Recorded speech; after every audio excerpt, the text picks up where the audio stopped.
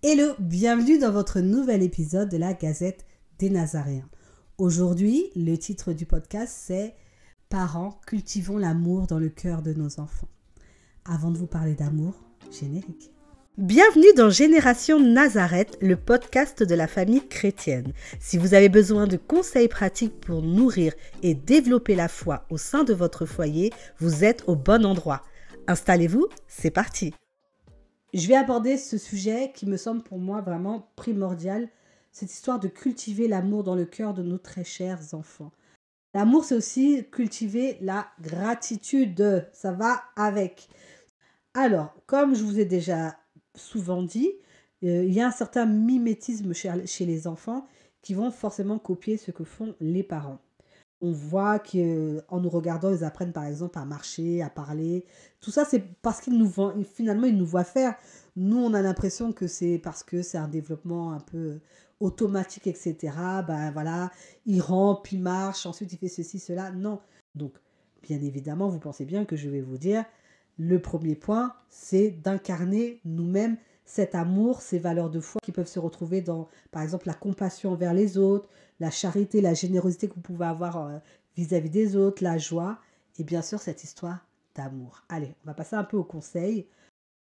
Mon premier conseil, c'est l'amour, ça se cultive, oui, mais ça se plante avant. La parole est remplie de passages nous enseignant l'amour. C'est vrai qu'ils peuvent nous aider à les guider dans cette histoire d'implanter l'amour dans leur cœur. Mais je pense aussi que c'est important, en dehors du fait de leur donner les exemples, donc par rapport à, si on continue le parallèle, à cultiver la chose, que vous l'implantiez dans leur cœur. Comment ? Vous pouvez par exemple le soir leur raconter, je ne sais pas, des histoires sur les personnages bibliques qui ont fait preuve d'amour envers leur prochain, ou d'une générosité, je ne sais pas, envers l'autre, par exemple l'histoire de Ruth et sa belle-mère. Et par ces petites histoires, vous pouvez après discuter avec eux sur ces sujets-là et voir comment ça résonne en eux et leur inculquer les choses de manière détournée. Vous voyez, à travers une petite histoire, on peut leur expliquer, t'as vu, il a fait comme ça, et toi, qu'est-ce que t'en penses? Comment t'aurais réagi? Ça peut les aider aussi à raisonner en termes d'amour, c'est très important. Donc n'oubliez pas de planter vos petits semis d'amour dans le cœur de vos enfants, c'est important. Et pourquoi pas leur donner des petits défis, leur dire, bah tiens, demain c'est défi, je sais pas, rendre service à l'autre, c'est la journée, tu choisis une personne dans la famille, tu décides de lui rendre service, enfin voilà. Il y a plein de petites choses que vous pouvez faire autour de cela et qui permettront de planter cet amour. Ensuite, en deuxième conseil, vous pouvez aussi encourager des actes de bonté. Justement, ça va avec les petits défis, que ce soit envers, je ne sais pas, leur frère, leur soeur, une grand-mère, quelqu'un qui est en difficulté, peut-être dans leur classe, ou une voisine. Encouragez-les à être gentils. Ça peut paraître simplet et facile à dire comme ça, mais par exemple, quand il y a une sortie, moi, avec ma fille, je vais lui donner, je ne sais pas, un goûter toujours en plus. Et si je lui donne pas, de toute façon, elle me le réclamera. Elle me dit, mais s'il y a quelqu'un qui n'a pas de goûter, s'il y a un autre enfant, sa maman, elle n'a pas pu lui donner ou elle a oublié, et elle a raison. Donc je lui dis, bah oui, t'as raison. C'est un petit geste, mais ça peut tout changer. Et ça peut changer, comme vous le voyez, leur façon de penser. Le simple fait d'être, comme on va dire, prompte à partager, à faire passer l'autre avant soi, je trouve que c'est vraiment tellement important, en tout cas de les encourager. Et félicitez-les quand ils font une bonne action.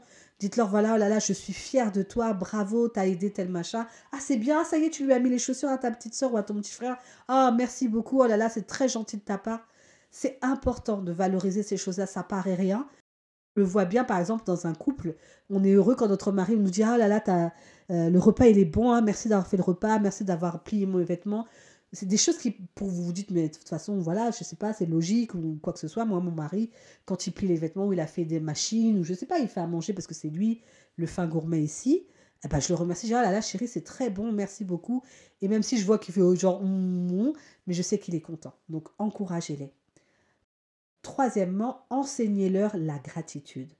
Être heureux de se lever le matin, d'avoir accès à l'éducation, donc de pouvoir aller à l'école. Il y a des enfants qui rêveraient d'aller à l'école, de pouvoir manger. C'est important qu'ils soient vraiment reconnaissants depuis la petit, pour savoir quand ils seront plus grands, avoir cette reconnaissance aussi dans les petites choses et ne pas faire d'eux des adultes après qu'ils soient frustrés et que rien ne, comment on va dire ça, rien ne satisfait. C'est horrible ça, je trouve, les gens qui sont jamais satisfaits, qui en veulent toujours plus et qui finalement peut-être ne seront jamais satisfaits parce que si on ne sait pas se contenter du petit, du peu et être heureux pour ça, comment être heureux du plus grand qu'on peut avoir. D'ailleurs, parfois, je ne sais pas si ça vous fait ça, on est plus enclin à dire aux enfants, ah tais-toi, ah ceci, ah sois calme, ah ça, au lieu de les laisser s'exprimer. Et d'ailleurs, je plaide coupable, hein, ma fille c'est une pipelette, bon, vous allez me dire telle mère, telle fille, hein, et vous allez avoir raison, enfin vous aurez raison, bref. Et parfois elle va sortir de l'école et elle va rien me dire. Je vais lui dire, mais c'est bizarre, pourquoi elle parle pas? Et d'autres fois, c'est comme si j'avais appuyé sur un bouton et hop, l'histoire n'a plus de fin. Je suis là, c'est pas possible. Ah oui, ah d'accord. Mais vous savez quoi? Dites-leur merci pour ces petites choses-là. Ne serait-ce qu'un merci d'avoir partagé ça avec maman. Ah bon, maman, elle est contente d'entendre ça, que ça se soit bien passé. Comme on dit, enjoy the little things. Vraiment, réjouissez-vous des petites choses, des petites discussions, des petites joies que c'est de rentrer avec votre enfant, de pouvoir justement aller le chercher. Et comme je vous l'ai dit, en étant un exemple à travers cette gratitude que vous avez et en leur témoignant, vous ferez des enfants pleinement heureux, pleinement satisfaits, se contentant de peu. Et ça aussi améliorera la relation à la maison, vous verrez. Parce que les enfants frustrés qui veulent toujours plus, et qui finalement ça fait comme un cercle vicieux d'enfants gâtés, je pense que c'est pas facile à vivre au quotidien. Pensez à une chose, chaque petit geste d'amour que vous ferez et l'amour que vous leur montrerez sera vraiment une petite graine plantée dans un terreau fertile.